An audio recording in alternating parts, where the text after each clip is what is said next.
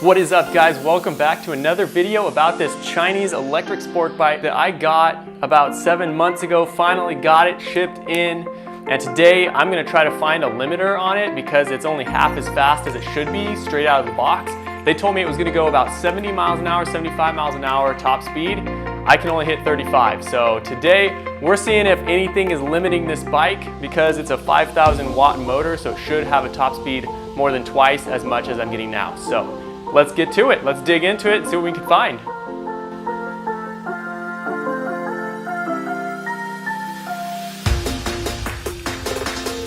This beast has to be hiding something.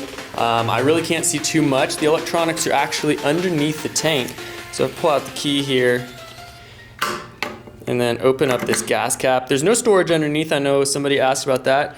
There's no storage underneath, but there is like wiring underneath it. Somebody commented on my last video when I was riding it that there may be a limiter, so I started looking into it like crazy, and I took a look up underneath here, and so here are the forks, the triple tree, all those, and there's the battery box back there, but you can see all the wiring goes underneath the tank there.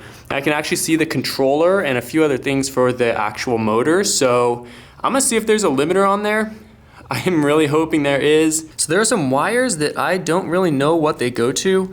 So there's just a connector that's not connected right here. There's also just a brown wire right here. And there's no plugs for them. I looked around, but there's nothing there. So it must just be a wiring harness from some other bike that has other features. They just don't need them, so they don't plug them in anywhere. There's also the, oh gosh, oh frick. Interesting. Well, I'm gonna disable the alarm. It's just these two wires. I'm gonna unplug this. This is fun. And it's off. And the roofer's here because we're renovating this and I had an appointment today. Check it out, guys. We're getting a new roof on this thing tomorrow.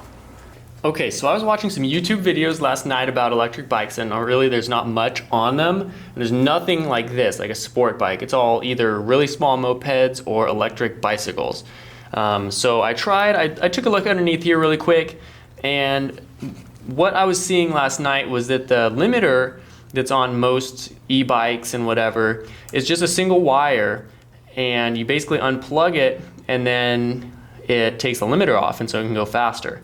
I tried it with this wire. It looked like it was connected to the right stuff, and it's not gonna explode if you connect something, so I thought I might as well try it. Didn't do anything, it just made it so that the back wheel didn't turn at all. So this is somehow connected to the rear motor, and all it does is send power. So that's pretty much it. So it wasn't a limiter, unfortunately. I don't really want to take the whole tank off, but yeah.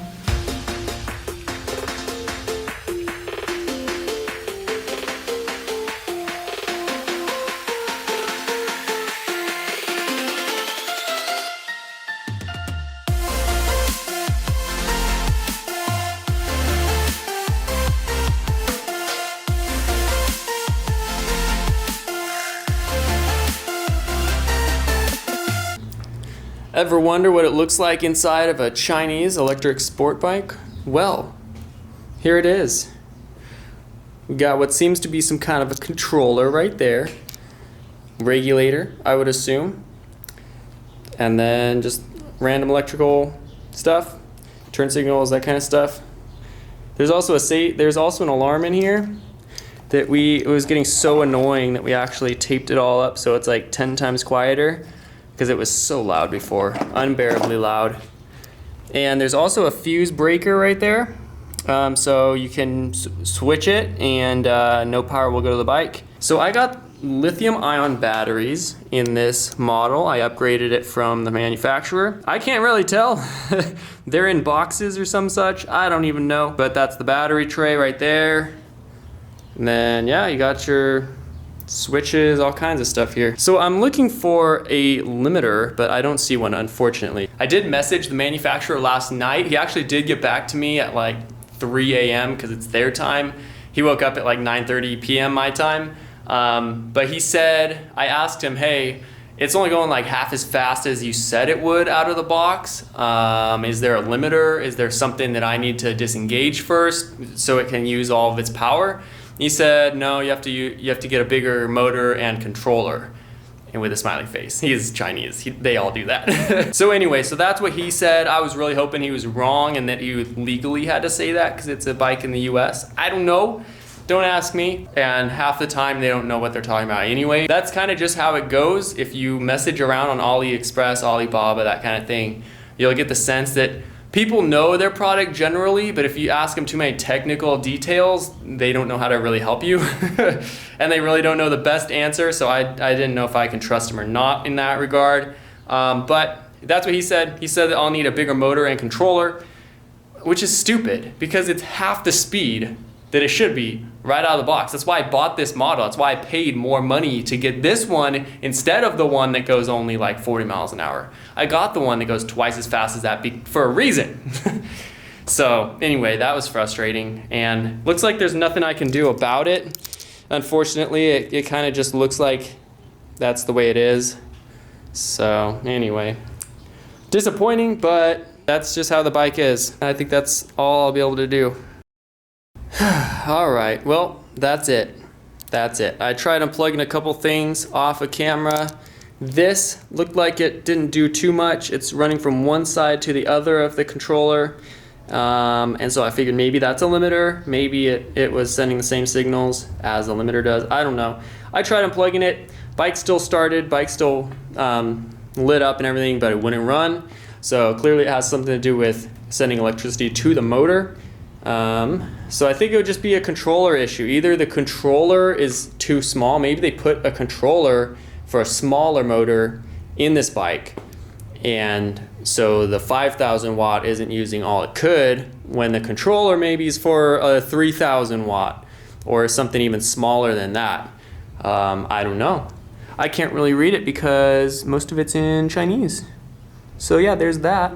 We'll see if it'll send me a new motor, but I really doubt it. Or maybe controller, I don't know. We'll see what I can do, but for now, hey, I'm stuck at 35 miles per hour top speed when they said it was gonna do more than twice that out of the box. Thumbs up, guys. Smash like button.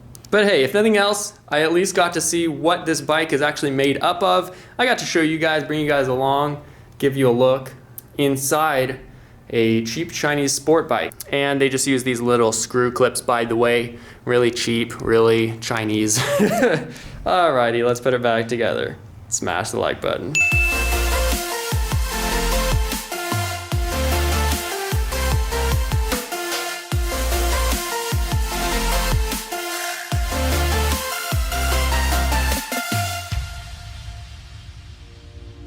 Guys, I just noticed something very interesting.